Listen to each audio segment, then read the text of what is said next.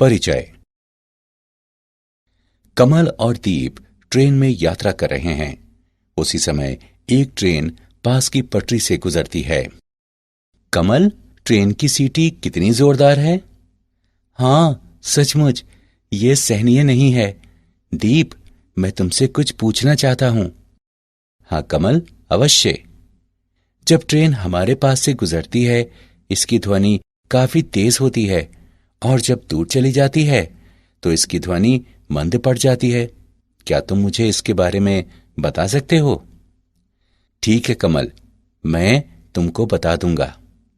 ये डॉपलर प्रभाव के कारण होता है। ट्रेन ध्वनि तरंग उत्पन्न कर रही थी जो डॉपलर प्रभाव के कारण हो रहा था।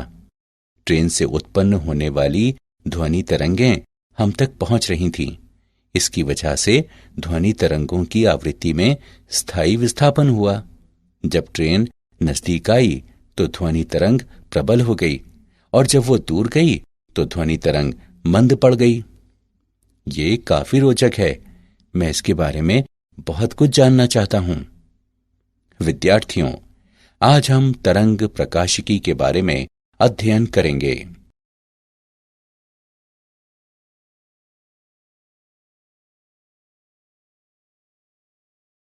उद्देश्य। इस पाठ के अंत में आप निम्न करने में सक्षम हो जाएंगे।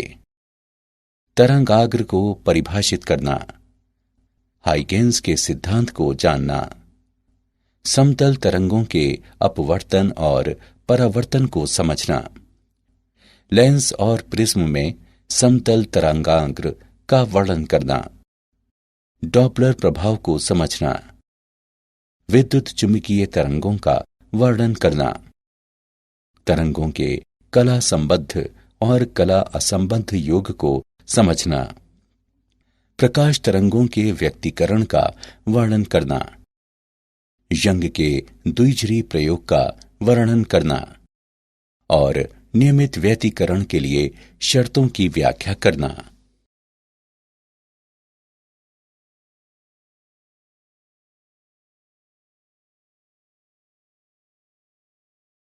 तरंगाग्र। तरंगाग्र को किसी दिए हुए क्षण में समान कला में कंपनकारी माध्यम के सभी कणों के बिंदु पथ के रूप में परिभाषित किया जाता है। तरंगाग्र के अभिलंबवत रेखा को किरण कहते हैं। समान तरंगाग्र पर स्थित किन्हीं दो बिंदुओं के बीच कला का अंतर शून्य होता है। तरंगाग्र का आकार विक्षोभ के स्रोत के आकार पर निर्भर करता है। एक शीर्ष से अगले शीर्ष की दूरी तरंग दैर्घ्य लैम्ब्डा के बराबर होती है। दो क्रमागत तरंगाग्र पर समान कला में किन्हीं दो बिंदुओं पर कला का अंतर 2 पाई होता है। अतः किसी दिए हुए शीर्ष और आद्यंत कला क्रमशः 2n पाई और 2n प्लस 1 पाई हैं, जहां n एक पूर्णांक है।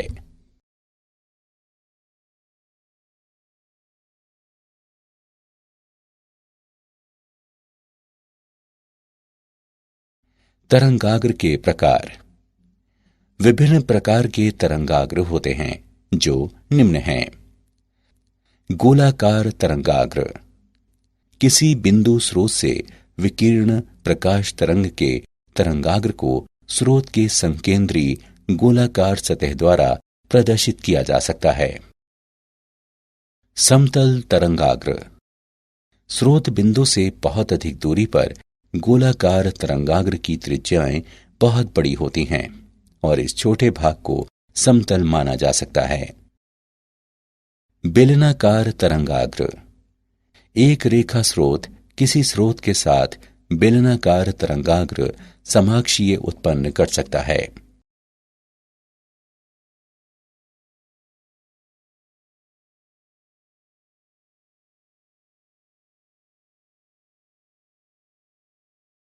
हाइगेंस का सिद्धांत। हाइगेंस का सिद्धांत किसी क्षण नए तरंगाग्र के आकार को पाने के लिए ज्यामितीय रचना है। हाइगेंस का सिद्धांत कुछ समय में नए तरंगाग्र का आकार प्राप्त करने के लिए ज्यामितीय रचना है। इस सिद्धांत के अनुसार तरंगाग्र का प्रत्येक बिंदु गोलीय द्वितीयक तरंगों का स्रोत है। तरंगिका कहलाती है जो विभिन्न दिशाओं में संचरण की गति के साथ उस माध्यम में प्रसारित हो जाती है। बाद के समय में नया तरंगाग्र द्वितीयक तरंगिकाओं की स्पर्शजया है जो द्वितीयक तरंगाग्र का आवरण कहलाता है।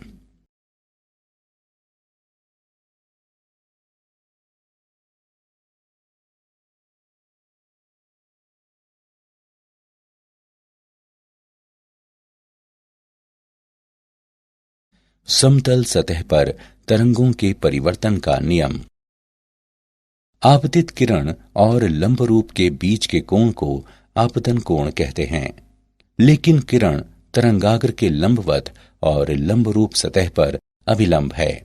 यहाँ आपतन का कोण आपतित तरंगाग्र ए बी और सतह पी क्यू के बीच का कोण है। उसी प्रकार आपतन कोण परावर्तित तरंगाग्र सी डी और सतह पी क्यू के बीच का कोण है। अब त्रिभुज बी ए सी और डी ए सी की ज्यामिति से ए डी बराबर बी सी और ए डी बराबर ए सी हम कह सकते हैं कि ये सर्वांग सम त्रिभुज हैं। यहां आपतन कोण बराबर परावर्तन कोण, साथ ही आपतित किरण, परावर्तित किरण और लंब रूप सभी एक ही सतह पर हैं। यहां तरंग का सिद्धांत समतल सतह पर परावर्तन के नियम को सत्यापित करता है।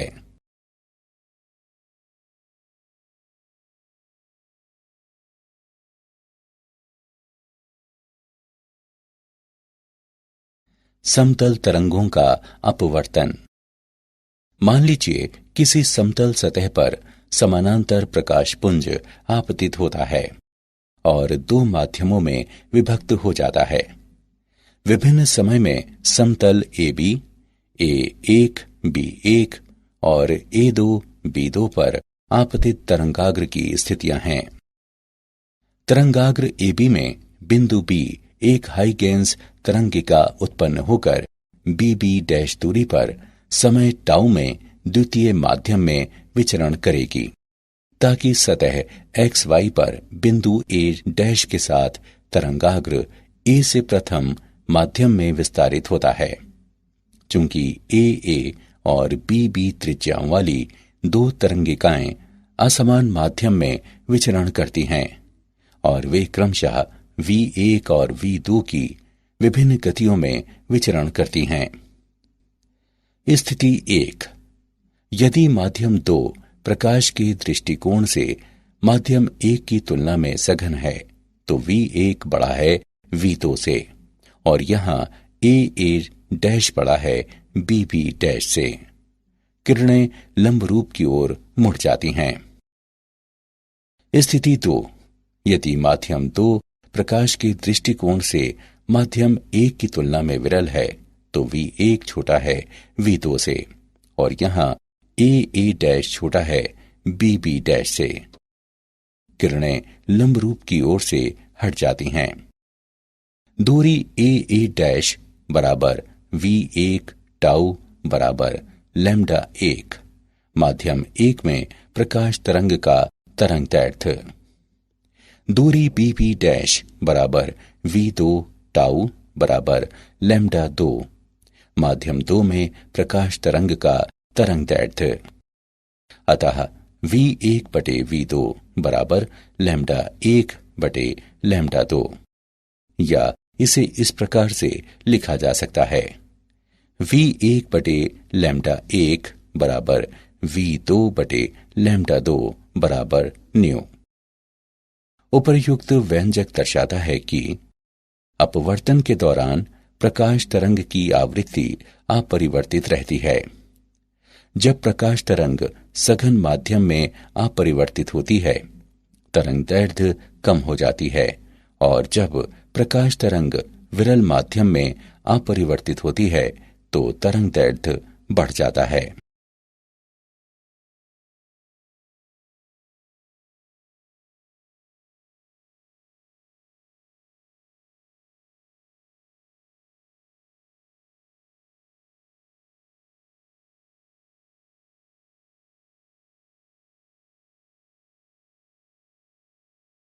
लेंसों में समतल तरंगाग्र।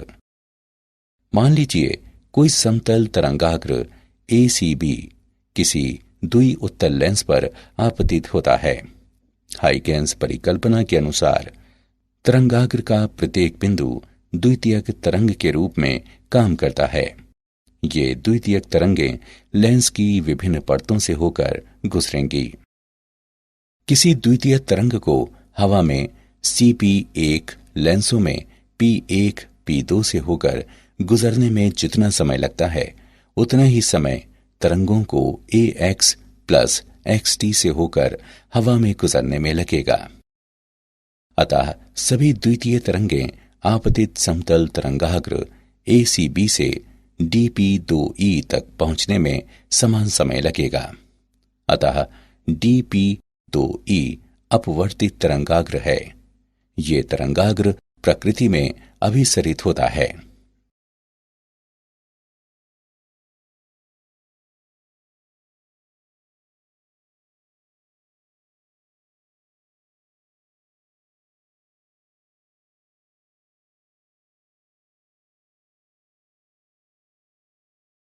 प्रिज्म में समतल तरंगाग्र। मान लीजिए एक समतल तरंगाग्र BD प्रिज्म पर आपतित होता है। हाइगेंस की परिकल्पना के अनुसार तरंगाग्र का प्रत्येक बिंदु द्वितीयक तरंगों के समान काम करता है।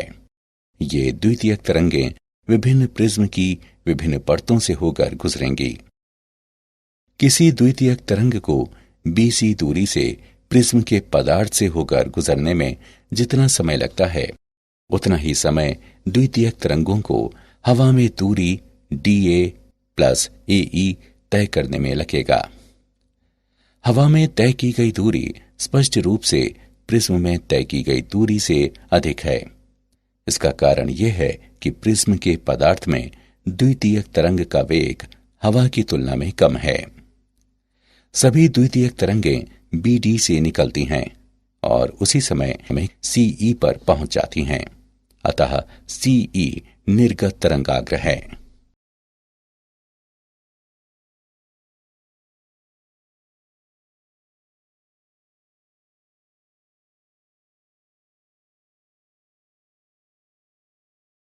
डॉपलर प्रभाव। मान लीजिए जब कोई माध्यम न हो तथा स्रोत प्रेक्षक से दूर रहा हो तब बाद के तरंगाग्रों को प्रेक्षक तक पहुंचने में अधिक दूर चलना पड़ता है। इस प्रकार दो उत्तरोत्तर तरंगाग्रों के प्रेक्षक तक पहुंचने में लगने वाला समय स्रोत तक उनके पहुंचने में लगने वाले समय की अपेक्षा अधिक होता है। अतः जब स्रोत प्रेक्षक से दूर हो जाता है तो प्रेक्षक द्वारा मापी जाने वाली आवृत्ति में कमी होगी। ये डॉपलर प्रभाव कहलाता है। जब तरंगों का स्रोत किसी परिवेश के सापेक्ष गतिमान है तो इसे डॉपलर प्रभाव के रूप में जाना जाता है। डॉपलर प्रभाव का वर्णन तरंगों के गतिमान स्रोत के रूप में किया जाता है जहां प्रेक्षक के लिए आवर्त में दृश्य विस्थान होता है।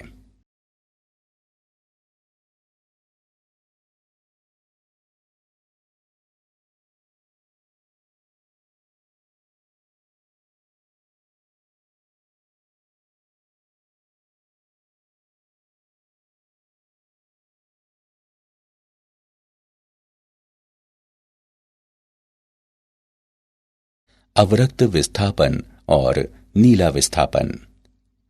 अवरक्त विस्थापन डॉपलर प्रभाव के कारण तरंग दैर्ध्य में वृद्धि अवरक्त विस्थापन जानी जाती है, क्योंकि वर्णक्रम के दृश्य क्षेत्र के मध्य में तरंगाग्र वर्णक्रम के अवरक्त छोर की ओर गमन करता है।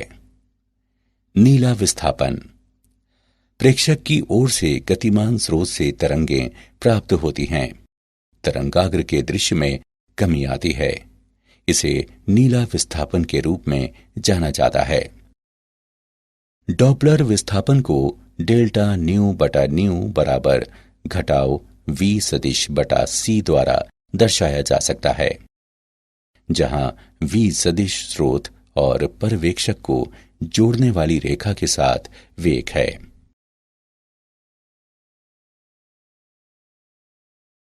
विद्युत चुंबकीय तरंगें। विद्युत और चुंबकीय क्षेत्रों से युक्त ऊर्जा की तरंग को विद्युत चुंबकीय तरंग के रूप में जाना जाता है। विद्युत और चुंबकीय क्षेत्रों में विविधताएं आती हैं।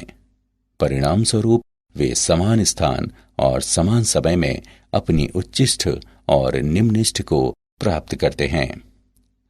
विद्युत और चुंबकीय क्षेत्रों की दिशाएं एक दूसरे के लंबवत और तरंग के संचरण की दिशा में होती हैं। ये तरंगें प्रकृति में त्रियक होती हैं। तरंगों का कम वेग पूर्ण रूप से माध्यम के विद्युतीय और चुंबकीय गुणों पर निर्भर करता है जिसमें वे विचरण करते हैं। तरंगों का अध्यारोपण। तरंगों का अध्यारोपण व्यक्त करता है कि जब दो या दो से अधिक तरंगें समान माध्यम में समान समय में एक दूसरे को अध्यारोपित कर भ्रमण करती हैं तो इस तरंग के किसी भी क्षण के विस्थापन का परिणाम किसी भी क्षण व्यक्तिगत विस्थापन के सदिश योग के बराबर होता है। मान लिया जाए कि सदिश y1, y2, y3 और इत्यादि में किसी भी क्षण अलग से सक्रिय व्यक्तिगत तरंगों के कारण सदिश विस्थापन होता है तो अध्यारोपण के सिद्धांत के अनुसार उस क्षण परिणामी तरंग का विस्थापन होगा। सदिश y1 plus y2 plus y3 plus इत्यादि।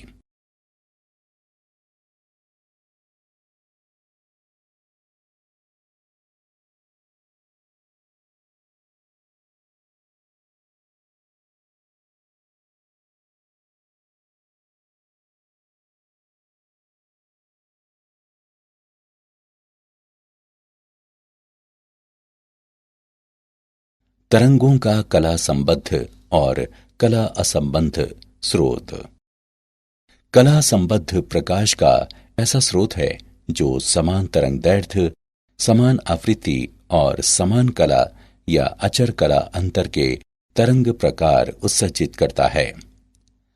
कला संबद्ध स्रोतों की उत्पत्ति के लिए दो निम्न सामान्य विधियां हैं। तरंगाग्र के विभाजन द्वारा। इस पद्धति में दर्पण, लेंस या प्रिज्म के उपयोग द्वारा तरंगाग्र को दो या अधिक भागों में बांटा जाता है। आयाम के विभाजन द्वारा। इस पद्धति में आपतित पुंज को दो या उससे अधिक आंशिक परावर्तन या अपवर्तन द्वारा विभाजित किया जाता है। ये विभाजित भाग विभिन्न मार्गों पर भ्रमण करते हैं और एक दूसरे के साथ व्यतिकरण करते हैं। कला असंबद्ध स्रोत फोटोनों के बीच की कलाओं के नियमित और यादृच्छ परिवर्तन के साथ प्रकाश का उत्सर्जन करते हैं। टंगस्टन फिलामेंट और साधारण प्रतिदीप्त ट्यूब कला असंबद्ध प्रकाश उत्सर्जित करते हैं।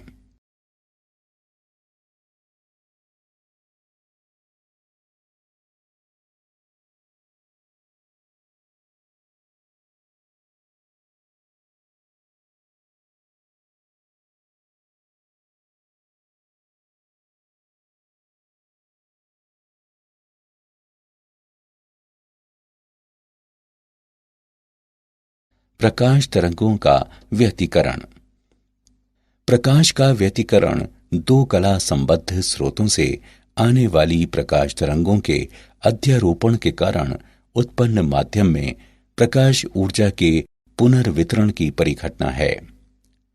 व्यतिकरण के दो प्रकार होते हैं, रचनात्मक व्यतिकरण और विनाशक व्यतिकरण। किसी बिंदु पर व्यतिकरण रचनात्मक होता है जहां प्रकाश की तीव्रता का परिणाम महत्तम होता है और जहां प्रकाश की तीव्रता का परिणाम न्यूनतम होता है उस बिंदु पर व्यतिकरण विनाशक होता है।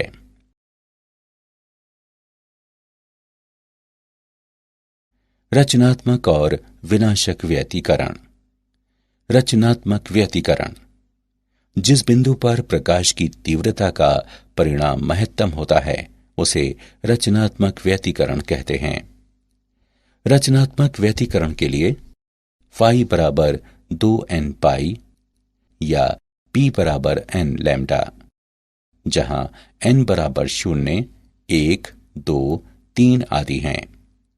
फाई बराबर कला का अंतर, p बराबर पथांतर, लैम्डा बराबर प्रकाश का तरंगदैर्घ्य। विनाशकारी व्यतिकरण, जहां प्रकाश की तीव्रता का परिणाम न्यूनतम होता है, उस बिंदु पर व्यतिकरण विनाशक कहलाता है। विनाशक व्यतिकरण के लिए फाई बराबर 2n+1 पाई या p बराबर 2n+1 λ/2। यंग का द्विझिरी प्रयोग। यंग के परीक्षण में किसी स्रोत के माध्यम से एक वर्णीय प्रकाश को संकीर्ण झिरी S से गुजरता है और दो नजदीकी संकीर्ण झिरियों S1 और S2 पर S दूरी पर गिरता है। झिरियां S1 और S2 प्रकाश तरंगों के कला संबद्ध स्रोतों के रूप में काम करती हैं और प्रत्येक प्राथमिक स्रोत S से व्युत्पन्न हैं। ये तरंगे विभिन्न बिंदुओं पर रचनात्मकता तथा विनाकारी के रूप में काम करती हैं। ये पर्दे पर विभिन्न बिंदुओं पर प्रत्यावर्ती दीप्त और उदीप्त बैंड की उत्पत्ति करती हैं और पर्दे पर ये व्यतिकरण फ्रिंज कहलाती हैं।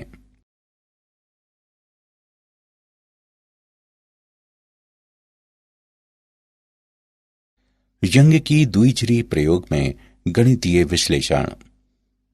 माना S1 और S2 स्रोत से पर्दे की दूरी d और कैपिटल D अलगाव पर कला संबद्ध स्रोत हैं। तब P पर तरंगों के बीच पथांतर y, n और d के गुणनफल d से विभाजित के बराबर है। उच्चिष्ठ डेल्टा बराबर n लैम्डा। nवां उच्चिष्ठ दिया हुआ है nd λ/d। nवां निम्निष्ठ दिया हुआ है n-1/2 d λ/d। फ्रिंज चौड़ाई। फ्रिंज चौड़ाई को दो क्रमागत उच्चिष्ठ और निम्निष्ठ के बीच के अंतर के रूप में परिभाषित किया जा सकता है। बीटा बराबर yn+1 yn, जो कैपिटल D λ/d के बराबर है। कोणीय फ्रिंज चौड़ाई दिया हुआ है β/d, ये λ/d के बराबर है। श्वेत प्रकाश का उपयोग। जब किसी झिरी को प्रकाशवान करने के लिए श्वेत प्रकाश का इस्तेमाल किया जाता है तो हम केंद्रीय श्वेत फ्रिंज के एक व्यतिकरण पैटर्न को प्राप्त करते हैं, जिसके दोनों तरफ एक समान रंगीन फ्रिंज और फिर समरूप प्रकाश प्राप्त करते हैं।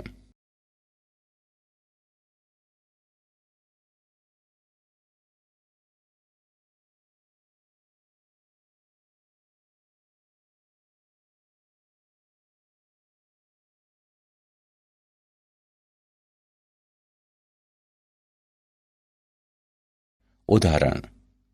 हम यंग के द्विझिरी प्रयोग पर एक उदाहरण लेते हैं।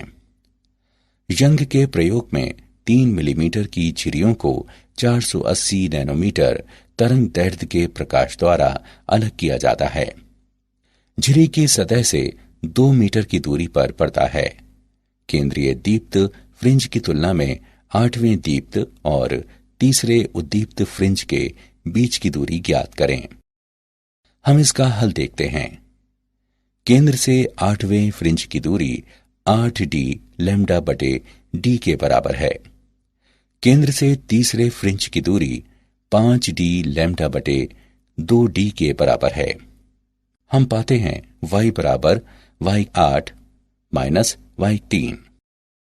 मान रखने पर और गणना करने पर हम पाते हैं y बराबर 11d λ/d। उपर्युक्त समीकरण में मान रखने पर तथा गणना करने पर हम पाते हैं y बराबर 3.52 मिलीमीटर। यहाँ केंद्रीय दीप्त फ्रिंज की तुलना में 8वें दीप्त और तीसरे उद्दीप्त फ्रिंज के बीच की दूरी 3.52 मिलीमीटर है।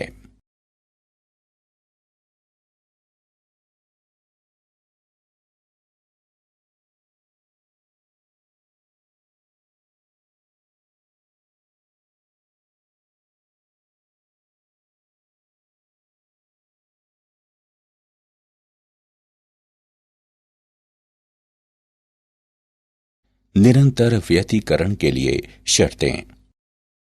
लगातार और स्थायी रूप से व्यतिकरण प्राप्त करने के लिए निम्नलिखित आवश्यक शर्तें हैं। प्रकाश का एक वर्णीय होना चाहिए। यदि ऐसा नहीं है तो फ्रिंज के रंग अतिव्याप्त हो जाएंगे। दो स्रोतों के बीच उत्पन्न व्यतिकरण का कला संबद्ध होना आवश्यक है। तरंगों के प्रवाह की वजह से उत्पन्न होने वाले प्रकाश तरंगों का समान तरंगदैर्घ्य और वेग का होना आवश्यक है। दो व्यतिकरण तरंग प्रवाहों का समान समतल पर ध्रुवण होना आवश्यक है। व्यतिकरण फ्रिंज का अच्छी तरह से अवलोकन करें। यह आवश्यक है कि फ्रिंज की पर्याप्त चौड़ाई हो।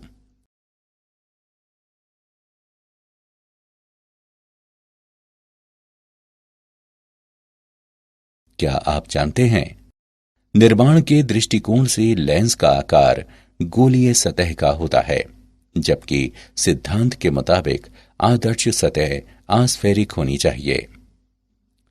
लंब की ओर मुड़ने पर प्रकाश की गति धीमी हो जाती है और तरंगदैर्घ्य लघु हो जाता है जब सघन माध्यम में प्रवेश करता है। पुल के उस पार या किसी अन्य बाधक से तरंगों का परावर्तन होने की वजह से व्यतिकरण पैटर्न बनता है जो स्थिर तरंग कहलाता है। इसमें तरंग का शीर्ष हटकर गतिमान नहीं होता है।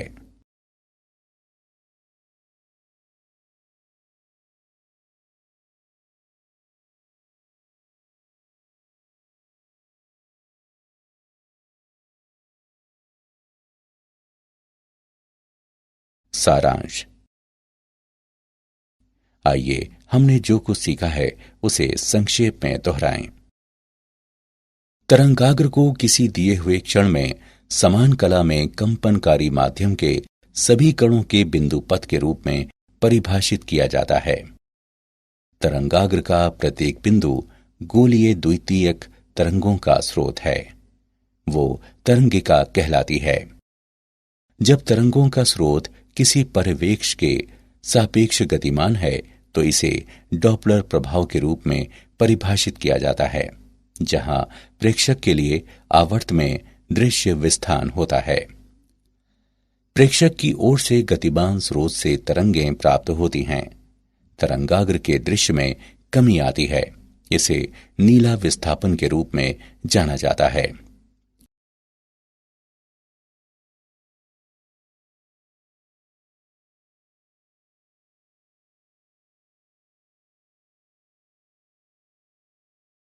विद्युत और चुंबकीय क्षेत्रों से युक्त ऊर्जा की तरंग को विद्युत चुंबकीय तरंग के रूप में जाना जाता है। कला संबद्ध प्रकाश का ऐसा स्रोत है जो समान तरंगदैर्घ्य, समान आवृत्ति और समान कला या अचर कला अंतर के तरंग प्रकार उत्सर्जित करता है। प्रकाश का व्यतिकरण दो कला संबद्ध स्रोतों से आने वाली प्रकाश तरंगों के अध्यारोपण के कारण उत्पन्न माध्यम में प्रकाश ऊर्जा के पुनर्वितरण की परिघटना है।